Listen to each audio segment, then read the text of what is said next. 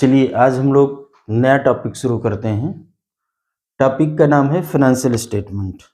ठीक है, इसे हम फाइनल अकाउंट भी बोलते हैं।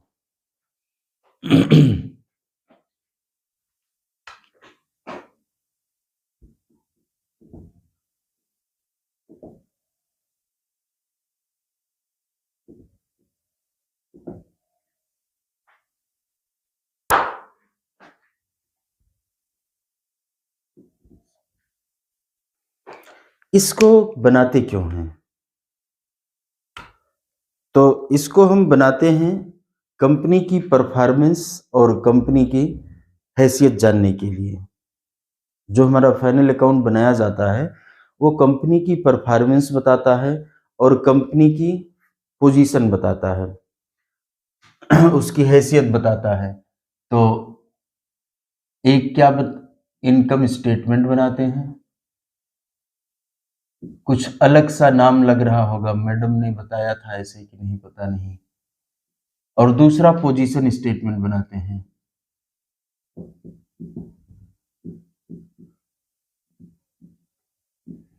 ठीक है, आपने जैसे नाम सुन रखा है मैंने वैसा नहीं लिखा है, थोड़ा खराब लग रहा होगा।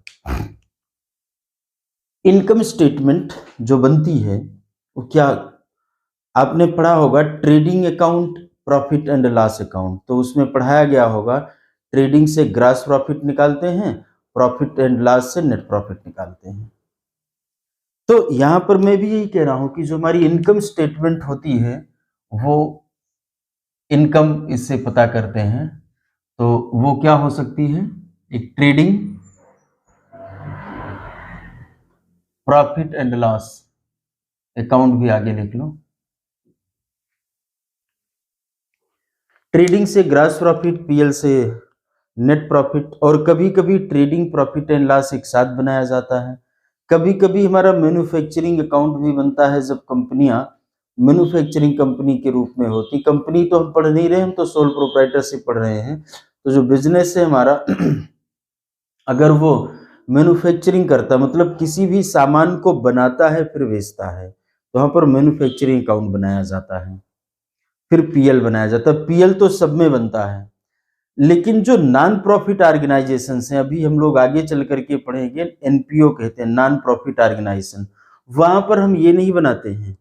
फिर क्या बनाते हैं, हम इसकी जगह पर एक दूसरा अकाउंट बनाते हैं जिसका नाम होता है इनकम एक्सपेंडिचर अकाउंट।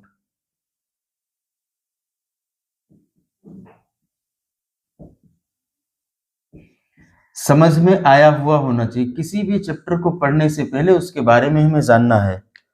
ये तो हमने बना लिया हमने कंपनी से खूब प्रॉफिट कमाया या कम कमाया, वो इससे पता चलेगा। बात समझ में आ रही है? कंपनी मतलब बिजनेस की बात है, कंपनी बार बार मुंह से निकल जा रहा। इसके बाद हमारे उस बिजनेस की पोजीशन क्या है? पोजीशन का मतलब ये है कंपनी के पास कुछ है। अभी जल्दी जल्दी में देखिए, अंसल, अंसल का बड़ा नाम सुना गया होगा। अंसल इंसॉल्वेंट डिक्लेयर कर दी गई है। इंसॉल्वेंट का मतलब ये होता है कि उसको जितने पैसे देने हैं देने की उसकी हैसियत नहीं रह गई है, तो उसे कोर्ट के द्वारा, ट्राइब्यूनल के द्वारा इंसॉल्वेंट घोषित कर दिया जाता है, दिवालिया कहा जाता है। बात समझ में आ रही है? और उसकी सारी संपत्ति किसी को, एक रिसीवर अपॉइंट होता है, फिर वो जब्त करके लोगों के पैसे निपटाता है। क्लियर है?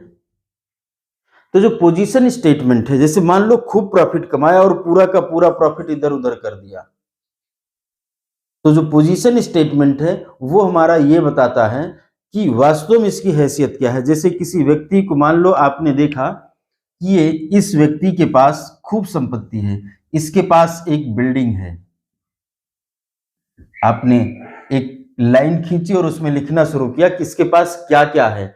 बिल्डिंग है, मान लीजिए उसकी वैल्यू है 5 करोड़ की। इसके पास कई कार हैं, सारी व्हीकल और सब मिला करके इसके पास 6 करोड़ की है। अच्छा, ठीक है। इसके पास बैंक बैलेंस भी है, बैंक में भी इसके पास पैसे हैं 50 लैक्स के, 0.5 लैक्स, 50 लाख मतलब 0.5 करोड़। इस तरीके से तो देखने में तो लग रहा ठीक ठाक आदमी है, लेकिन ये अभी हम सुन रहे थे, क्या यही उसकी पोजीशन है? नहीं, अंसल भी अभी तक लगता था लोग बिल्डिंग खरीदने, प्लाट लेने, वहां पर फ्लैट लेने खूब जाते थे। क्यों? ये वाला पोर्शन उन्हें दिखता था, ये वाला पोर्शन दिखता था। ये सब क्या है? अगर मैं देखूं तो ये असेट है, उसकी संपत्तियां हैं, संपत्तियां तो दिखाई दे रही हैं। लेकिन हमने अकाउंटिंग इक्वेशन पढ़ा था, ध्यान है, शुरुआत में हमने पढ़ा था asset is equal to capital plus liability. अगर 1 करोड़ की असेट है तो अगर उसमें कैपिटल 10 लाख है और लायबिलिटी 90 लाख है, इसका क्या मतलब हुआ कि ये जो संपत्ति है इसमें 90 लाख दूसरे लोगों का पैसा है और 10 लाख इसका पैसा है।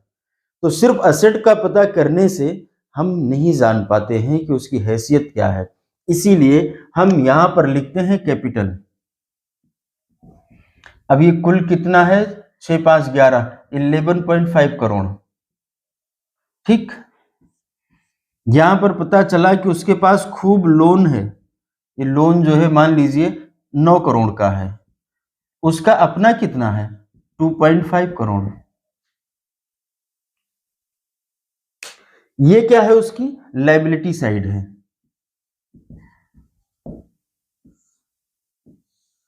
एक ये भी क्वेश्चन है कि ये लायबिलिटी साइड है तो यहां पर तो कैपिटल भी लिखी गई है, कैपिटल क्यों लिखी गई है, ये सवाल है। वास्तव में मैं अकाउंटिंग जो कर रहा हूं बिजनेस की कर रहा हूं। बिजनेस जो है, बिजनेस को पैसे देने होते हैं। किसको पैसे देने हैं? जो बाहरी व्यक्ति हैं उनको लायबिलिटी कहते हैं। और जो मालिक ने लगाया, जब बिजनेस जिस दिन बंद होगा तो मालिक का भी पैसा वापस करेगा। तो जो मालिक का पैसा लगा है उसको हम क्या कहते हैं? कैपिटल बोलते हैं। तो बिजनेस में 2 लोगों का पैसा, मतलब ऐसे सेग्रीगेट किया जाता है, 2 लोगों का पैसा लगा है, एक तो मालिक का लगा है, वो कैपिटल कहलाता है। तो बिजनेस वो भी आप वापस करेगा। चूंकि हम लोगों ने क्या पढ़ा था? एक कॉन्सेप्ट पढ़ा था, उस कॉन्सेप्ट का नाम क्या था? सेपरेट एंटिटी कॉन्सेप्ट या बिजनेस एंटिटी कॉन्सेप्ट या एंटिटी कॉन्सेप्ट, किसी भी नाम से लिखा हुआ हो सकता है। ये हमारा पोजीशन, मैंने इसका नाम पोजीशन क्यों रखा था पता चल गया होगा कि उसकी पोजीशन बताता है, उसकी किसकी? बिजनेस की पोजीशन बताता है कि उसकी क्या हैसियत है। तो हैसियत उसकी 11 साढ़े 11 करोड़ की नहीं है, उसकी हैसियत ये है 2.5 करोड़ की। अब जो अंसल से प्रॉपर्टी लेने जाते थे उनको क्या पता था कि उनकी नेटवर्थ क्या है। और कभी कभी लोग थोड़ा यहाँ झूठा मूठा भी दिखा ले जाते हैं। ये बात समझ में आ रही है? तो अब इसमें क्या है? इतनी असेट में इतना पैसा बाहरी का है, मतलब इस असेट में इतना बाहरी लोगों का हिस्सा है और इतना अंदर के लोगों, मालिक के लोगों का हिस्सा है। बात समझ में आ रही है? तो ये हमारा पोजीशन स्टेटमेंट है। ये कैसे पता चलता है? ये कहाँ के माध्यम से पता चलता है? इसके लिए हम बनाते हैं बैलेंस शीट। बैलेंस शीट क्या है? शीट का मतलब एक पन्ना होता है और पन्ने पर सभी जो बचे हुई चीजें हैं, जो बैलेंसेज हैं हमारे इंड पीरियड पे, इंड टाइम पर जो बैलेंसेज हैं उसी लिए लिख दिए जाते हैं। इसीलिए इस शीट का नाम रख दिया गया बैलेंस शीट। और अब ये जाना जाता, बहुत से लोग ये जान नहीं पाते और रटे रहते हैं बैलेंस शीट क्या है। उसी पन्ने पर लिखी गई चीजों को हम क्या कहते हैं? सॉरी, उस पन्ने पर सभी बैलेंसेज लिखे होते हैं, इसलिए इसका नाम पड़ गया बैलेंस शीट। क्लियर है? अभी फिलहाल हम सिर्फ चर्चा कर रहे हैं, अभी हम सब पर डेप्थ में स्टडी करेंगे, ठीक है। लेकिन इसके पहले हमको चैप्टर्स जो पहले पढ़े हुए हैं वो सभी आने चाहिए। अगर नहीं आ रहे हैं तो फिर से पढ़ के रिवाइज कर लेना, नहीं तो दिक्कत करेंगे, ठीक है। यहाँ पर हम लोग कॉन्सेप्ट पर भी चर्चा करेंगे। पीछे हम लोगों ने कॉन्सेप्ट पढ़ा था ना, जरूरत जहां पड़ेगी वहां हम रिवीजन भी करते हुए चलेंगे। मैंने कहा था जब हम लोग कॉन्सेप्ट पढ़ेंगे तो वहां पर चर्चा करेंगे और ये बात करेंगे कि कौन सा कॉन्सेप्ट लग रहा है।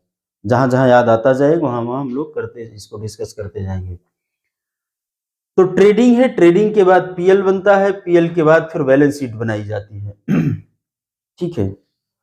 अब एक बात मैंने कह दिया तो इससे ये अर्थ निकल रहा है जो मैंने कहा कि पहले पीएल बनता है, सॉरी पहले ट्रेडिंग बनता है, फिर पीएल बनता है और फिर बैलेंस शीट बनती है। थोड़ा मैं अपने शब्दों में सुधार करूंगा।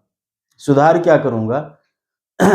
पहले ट्रेडिंग क्लोज होता है जब हम बना रहे हैं। हो सकता है कि हमें पहले, मैं ऐसे बनाता हूं, मेरी तो ऐसी आदत है कि अगर मुझे ट्रायल बैलेंस मिला है और मुझे बनाना है उसको पन्ने पर, तो जो आइटम मिलेगा मैं उसको उसकी जगह पर लिखता जाऊंगा। पीएल को पीएल की जगह पर, जैसे मैंने लेजर पोस्टिंग बताई थी, बैलेंस शीट को बैलेंस शीट की जगह। अब मैं कॉपी में टिक थोड़ी ना करूंगी ये वाला मैंने लिख लिया है, ऐसा तो नहीं करना है। तो अगर ऐसा नहीं करना है तो फिर क्या करना है, फिर इसको कुछ इस तरीके से करना है, लिखते जाना है। लेकिन जब तक ट्रेडिंग क्लोज नहीं होगा तब तक मुझे ग्रॉस प्रॉफिट नहीं मिलेगा। अगर तब तक ग्रॉस प्रॉफिट नहीं मिलेगा तो मैं पीएल नहीं बना सकता हूं। तो मतलब पहले ट्रेडिंग क्लोज हुआ, फिर ग्रॉस प्रॉफिट आया वहां से, फिर उसको मैंने क्लोज किया तो नेट प्रॉफिट आया। अब जो नेट प्रॉफिट है इसको मैं ले जाके कैपिटल में ऐड करता हूं। तो बैलेंस शीट के चाहे सारे ही आइटम और क्यों ना लिख दिए गए हों, लेकिन जब तक मुझे नेट प्रॉफिट का नहीं पता चलेगा तब तक बैलेंस शीट नहीं पूरी होगी। तो मेरी बात को ऐसे सुनना है कि पहले ट्रेडिंग पूरा होता है, फिर पीएल पूरा होता है, और इसके बाद जो है हमारा बैलेंस शीट पूरी होती है। हमको आइटम मिलता गया और मैं लिखता गया, ये बेस्ट तरीका है, तो हमें समय कम लगेगा और कहीं कंफ्यूजन नहीं होगा। क्लियर है? तो हम लोग ट्रेडिंग से क्या पता करते हैं? ट्रेडिंग से हम लोग ग्रॉस प्रॉफिट निकालते हैं। अब ग्रॉस प्रॉफिट निकालेंगे कैसे? अगला सवाल ये है कि ग्रॉस प्रॉफिट निकालते कैसे हैं, ट्रेडिंग बनाया कैसे जाता है। ठीक है,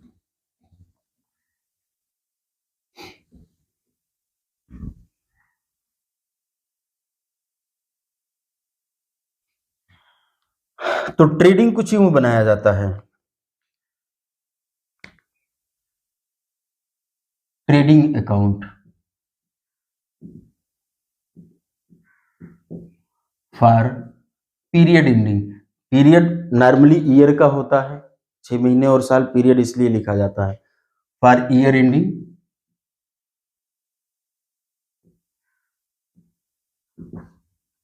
31/3/2022।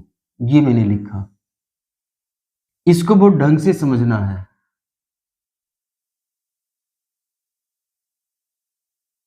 ये भी एक अकाउंट ही है,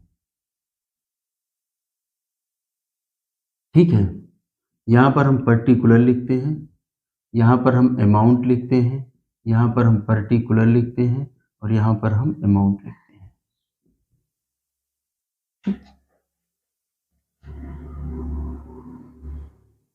लेकिन ये स्पेशल टाइप का अकाउंट है। अभी जो आपने अकाउंट पढ़ा, लेजर में पढ़ा था, यहां पर एक डेट का भी कॉलम होता था, इसमें डेट का कॉलम नहीं होता है। क्यों? क्योंकि इसमें एक तरीके से संबंधित, मतलब एक नेचर का जो होता है, क्या कहते हैं, जैसे मान लो सेल है, एक नेचर का जो अकाउंट है वो पूरे साल भर का या पूरे पीरियड भर का हम जोड़ करके लाके यहाँ लिख देते हैं, डेट वाइज नहीं लिखा जा सकता है। बात समझ में आ रही है? अब इसको हम कहां से देख सकते हैं? तो हाँ, ट्रेडिंग। ट्रेडिंग क्या होता है? ट्रेडिंग अकाउंट जो बनता है हमारा, इसमें डायरेक्ट एक्सपेंसेस और डायरेक्ट इनकम लिखी जाती है।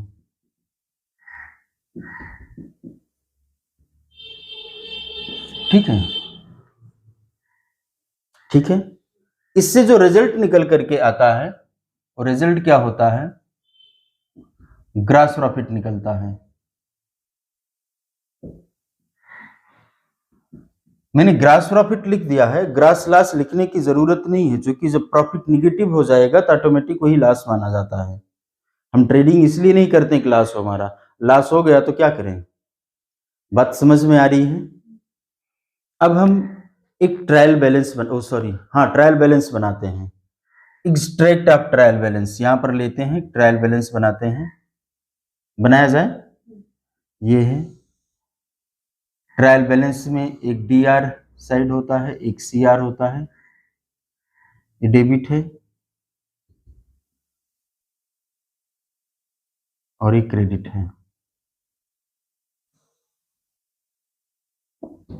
ठीक है, और ट्रायल बैलेंस नहीं, एक्सट्रैक्ट ऑफ ट्रायल बैलेंस है। ये क्या है? एक्सट्रैक्ट ऑफ ट्रायल बैलेंस लेते हैं। एक्सट्रैक्ट ऑफ ट्रायल बैलेंस क्या है? ये ट्रायल बैलेंस का पार्ट है। मैं उतने आइटम ले रहा हूं जितने हमारे ट्रेडिंग में रिलेटेड होते हैं। जो पीएल के हैं या बैलेंस शीट के, मैं उनको भी नहीं ले रहा हूं। ठीक, यहां पर हमने लिखा है ओपनिंग स्टॉक।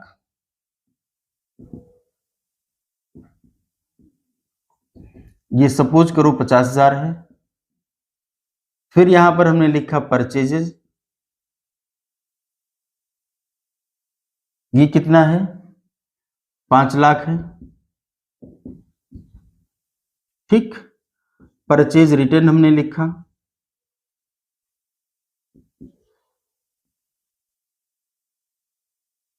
परचेज रिटर्न किधर होगा? क्रेडिट में, डेबिट में? क्रेडिट में। ये हमने 10,000 लिख दिया। फिर इधर हमने लिखा सेल्स, सेल्स हमारा क्रेडिट में होगा, मान लीजिए 8 लाख है। फिर सेल्स रिटर्न हमने लिख दिया, ये 20,000 लिख लिया। ये क्वेश्चन बना रहे हैं हम, ठीक है, ये क्वेश्चन हम लोग बना रहे हैं। नहीं तो पूछना शुरू कर दो अभी सब लोग कि ये क्वेश्चन आया कहां से। हम लोग क्वेश्चन ही फ्रेम कर रहे हैं। कुछ कंसेप्ट पढ़ने के लिए क्वेश्चन बनाना पड़ता है या कहीं से देखना पड़ता है, तो मैं थोड़ा सा अपने मन मुताबिक क्वेश्चन बना रहा हूं जिससे मैं बेहतर तरीके से समझा सकूं। ये सेल्स रिटर्न हो गया हमारा। और क्या ले सकते हैं? बेजेस ले लिया हमने, बेजेस हमने ले लिया, मान लीजिए 40,000 का। ठीक, और क्या ले सकते हैं? और कोई भी डायरेक्ट एक्सपेंस ले सकते हैं, दिख रहा ना? डायरेक्ट एक्सपेंस और कोई भी हमने लिख लिया 10,000 रुपए का। क्या यहां तक कोई प्रॉब्लम है? फिर हमने लिख लिया closing stock.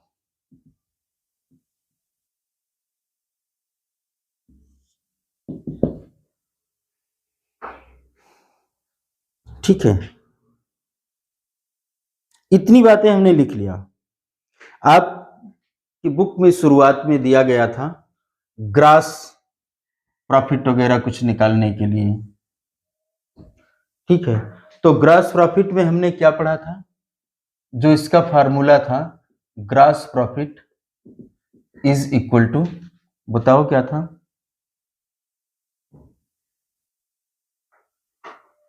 Sales minus closing stock, ऐसे था? सॉरी, सेल्स माइनस, एक मिनट रुक जाओ, सीओजीएस। और सीओजीएस क्या था? सीओजीएस जो होता है opening stock plus purchases, plus purchases, net लिख लेना अगर मर्जी है तो। ओपनिंग स्टॉक प्लस परचेजेज, और क्या है? Plus direct expenses minus closing stock, ये है। ठीक है, अब अगर मैं सीओजीएस निकालना चाहूं, यहां पर देखना, ध्यान से पढ़ना है। ओपनिंग स्टॉक हमारा कितना है? 50,000 प्लस नेट परचेज कैसे निकलेगा? परचेज माइनस परचेज रिटर्न, तो कितना हो जाएगा? 4,90,000, यही तो होगा ना? प्लस डायरेक्ट एक्सपेंसेस, वेजेस, और ये दोनों ही हमारे डायरेक्ट एक्सपेंस में आते हैं, तो कितने हो जाएंगे? 50,000। जो मैं ओरल बोल रहा हूं ये आपको लिखना पड़ेगा, बात समझ में आ रही ना? इसके बाद और क्या हुआ? अब इसमें से हमको क्या कर, और क्लोजिंग स्टॉक इसमें से माइनस करना है। क्लोजिंग स्टॉक हमने कितना, अरे यहां लिखा ही नहीं, क्लोजिंग स्टॉक हम लिख ले रहे हैं 60,000, इसमें से 60,000 माइनस करना है। करिए, कितना होगा? निकालिए फटाफट से।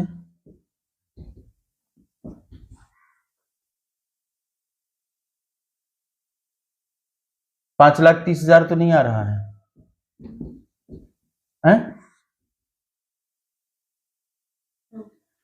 और ग्रास प्रॉफिट जो हमारा होगा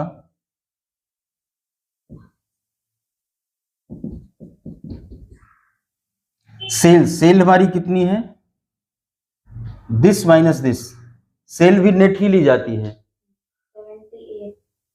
7,80,000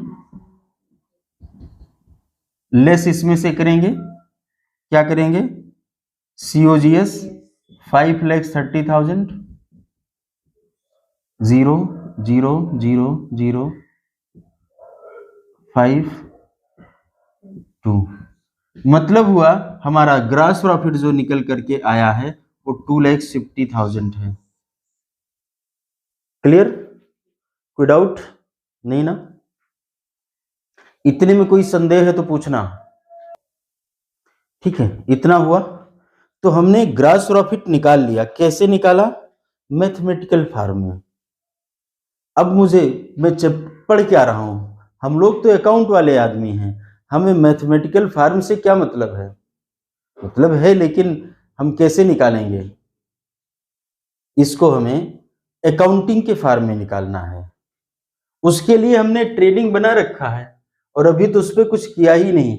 ये भी इंपॉर्टेंट है, ध्यान रखिएगा, नहीं तो ये सोचो कि इसकी जरूरत नहीं, ऐसा मैं नहीं कह रहा हूं, पहले ध्यान से सुन लेना।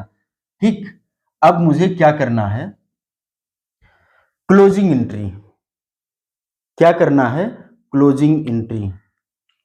यहां पर दो एंट्रियां हैं, क्लोजिंग एंट्री और ट्रांसफर एंट्री, जैसा कि मैंने सीए की बुक में पढ़ा है, इस किताब में लिखा हुआ है, जैसे इस बुक में लिखा हुआ है। मैं ठीक है, तो ये सीए की बुक है, इन्होंने दो बांटे। आपकी बुक में जो मैंने देखा था उन्होंने ट्रांसफर एंट्री को भी क्लोजिंग एंट्री में लिख दिया है। मैं पहले वही टॉपिक क्लियर करना चाहता हूं कि ट्रांसफर एंट्री और क्लोजिंग एंट्री में फर्क क्या है। ट्रांसफर एंट्री में भी अकाउंट क्लोज हो जाता है, ठीक है। ट्रांसफर एंट्री और क्लोजिंग एंट्री में जो मेन फर्क है वो ये समझना है कि जैसे सेल्स रिटर्न है, बात समझ में आ रही है। अगर मैंने यहां पर सेल्स रिटर्न का एक अकाउंट बना रखा है, मैं एक बना के दिखाऊंगा, बाकी सब बना के नहीं दिखाऊंगा। Sales return account, sales return account जो है, ये इसका जो बैलेंस है 20,000, ये डेबिट में होगा। टोटल अब कैसे आया, जैसे भी आया टू सन्ड्रीज में लिख देता हूं।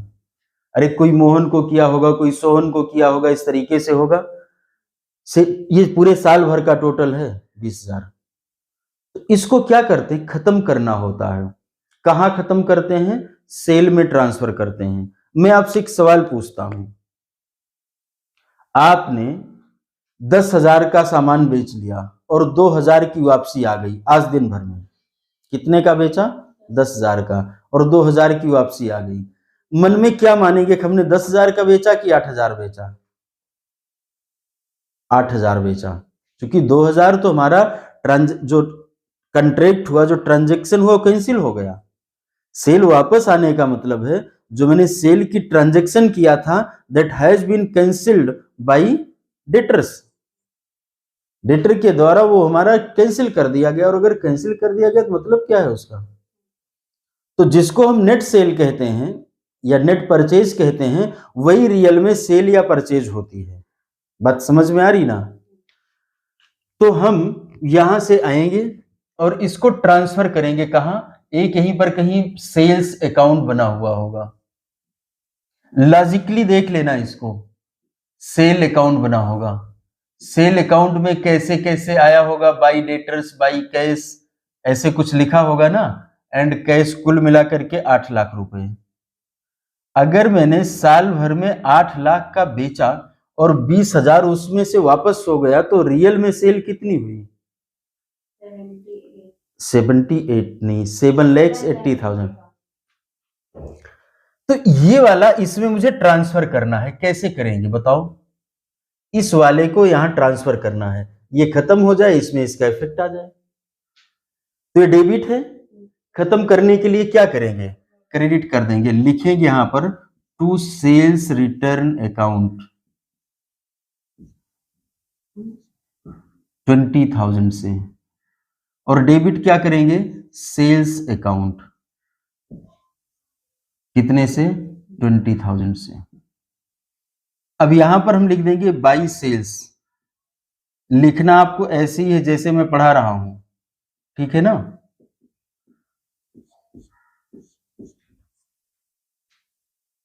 सेल्स रिटर्न क्लोज हुआ, कहां भेजा गया, सेल में भेजा गया। सेल्स के डेबिट में लिख देंगे, कैसे लिखेंगे, टू सेल्स रिटर्न अकाउंट 20,000 से। अब कितना बच रहा है, जब मैं लेजर पोस्टिंग पढ़ाता था तो बार बार एक चीज कहता था, ये अकाउंट क्लोज होंगे और इसको मैं फाइनल अकाउंट पढ़ाते हुए बताऊंगा। तो बच रहा है, ये इसका भी टोटल किया मैंने 8 लाख, सॉरी इसमें 8 लिख दिया, इसका टोटल अब कितना बच रहा है 780। अब इसे मैं क्लोज करने चल रहा हूं। क्लोज करूंगा कैसे, अरे जैसे है दरवाजा धक्का देके खोला था तो खींच के बंद कर देंगे, खींच के खोला था तो धक्का देके बंद कर देंगे, यही तो लॉजिक है ना। तो मैंने कहा अगर मुझे सेल को बंद करना है तो क्या करूंगा, सेल्स अकाउंट को डेबिट कर दूंगा, 7,80,000 टू कहां भेजना है, ट्रेडिंग में भेजना है। बात समझ में आई, कहां भेजना है, ट्रेडिंग में भेजना है। तो हम लिख देते हैं टू ट्रेडिंग अकाउंट 7,80,000। अब यहां पर हम आते हैं, लिखते हैं बाई सेल्स। खूब ध्यान से पढ़ना, खूब आराम से, बहुत अच्छा चैप्टर है। कितना है ये, 7,80,000, ठीक है। क्लियर है या डाउट है, बोलो, क्लियर है ना, कोई डाउट तो नहीं है। तो 7,80,000 जो हमारा आ रहा है, ये इस तरीके से आ रहा है। ये एंट्री हमारी ट्रांसफर एंट्री कहलाएगी। ये मैं नहीं कह रहा हूं, ये सीए इंस्टीट्यूट कहता है, ठीक है। आपकी बुक में इसे राइटर ने इसको क्लोजिंग एंट्री में लिख रखा है, और उन्होंने इसको नहीं किया है, उन्होंने क्या किया है, इसको भी यहां भेजा हुआ है ट्रेडिंग में, सीधे सीधे सेल्स रिटर्न और परचेज रिटर्न को उन्होंने ट्रेडिंग में भेजा हुआ है, और मैंने इसको सेल्स में भेजा। ऐसे में परचेज रिटर्न को कहां भेजूंगा, परचेज में भेजूंगा, वो भी ट्रांसफर एंट्री होगी, ठीक है। तो क्लियर है, आगे बढ़ते हैं हम। ओपनिंग स्टॉक है। अब मैं एक परचेज ठीक कर लूं, बाकी सबकी एंट्री भी एक साथ में कर दूंगा फटाफट से। यहां सेल में कैसे पोस्ट हुआ पता है ना। अब मैंने देखा यहां पर क्या था हमारा, परचेज रिटर्न ना, परचेज रिटर्न। तो परचेज रिटर्न हमारा क्रेडिट है, तो उसको क्या करेंगे, डेबिट करेंगे।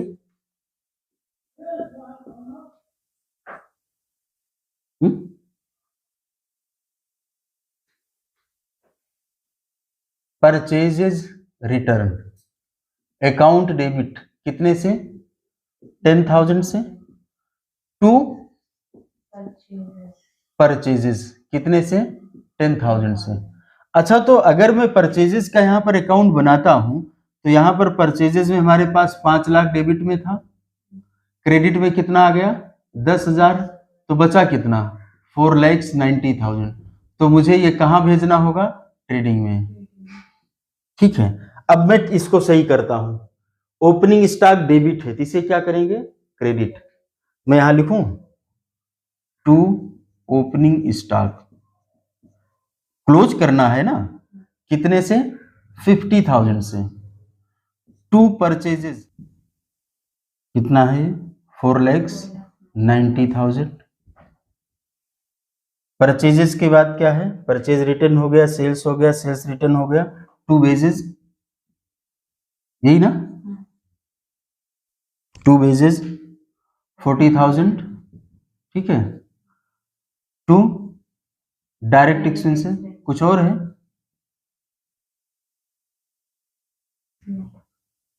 कितना है 10,000, सबका टोटल कितना होगा 5,90,000, ठीक। यहां पर हम लिखेंगे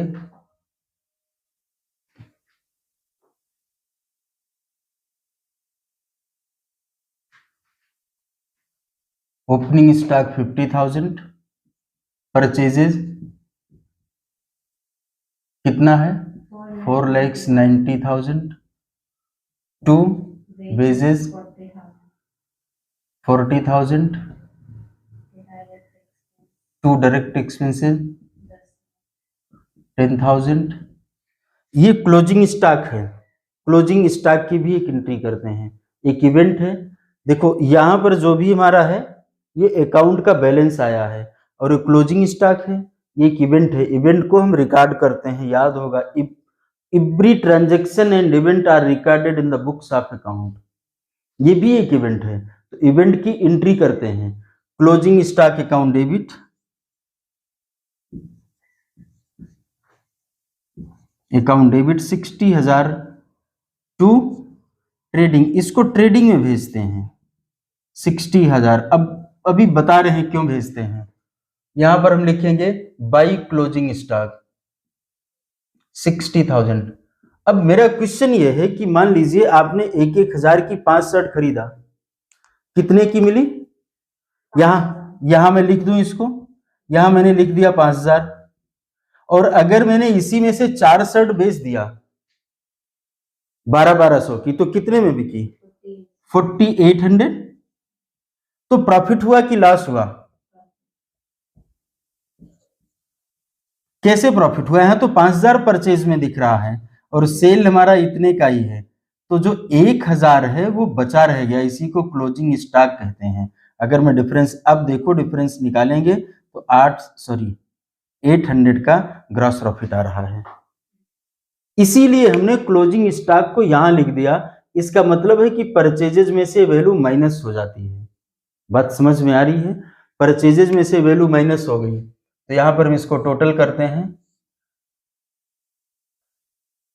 8,40,000, इसका टोटल इधर आ रहा है, इधर देखते हैं कितना आता है। 840 में से ये वैल्यू माइनस कर देना है, ये वैल्यू कितनी है 590, तो कितनी बचेगी 2,50,000। ये होगा टू ग्रॉस प्रॉफिट, यहां लिखेंगे transfer to profit and loss account. बात समझ में आ रही है, ग्रॉस प्रॉफिट को कहां ट्रांसफर करते हैं, प्रॉफिट एंड लॉस अकाउंट में, इसकी भी जर्नल एंट्री पास करते हैं। ठीक है, कैसे करते हैं, यहां पर लिखेंगे ट्रेडिंग अकाउंट डेबिट कितने से 2,50,000 से, और डेबिट क्या करेंगे, सॉरी क्रेडिट क्या करेंगे, प्रॉफिट एंड लॉस अकाउंट को क्रेडिट करेंगे 2,50,000 से। अब देखो यहां पर मैंने इसको पीएल में लिख दिया, to gross profit transfer to PL account. ये तो मैं रेफरेंस लिख रहा हूं, रेफरेंस लिखा जाता है, समझ में आ रही बात ना, डाउट तो नहीं है। तो ये हमारा ट्रेडिंग अकाउंट बन करके तैयार हुआ। क्लियर है, आज हमने ट्रेडिंग किया, अगली क्लास में क्या करेंगे, पीएल बनाएंगे कंसेप्ट के साथ में, रटना नहीं है, रटना मना है। तो यहां पर हमने क्या क्या लिखा, डायरेक्ट इनकम लिखी। अरे मैंने तो पढ़ाया था डायरेक्ट इनकम लिखना, और मैंने यहीं पर क्लोजिंग स्टॉक लिख दिया, असेट है। बात समझ में आ रही, असेट भी लिख दिया। ये क्या चक्कर है, ये इसलिए लिख दिया है, ये असेट यहां इस असेट से माइनस हो जाती है, ये असेट इस असेट से माइनस होती है।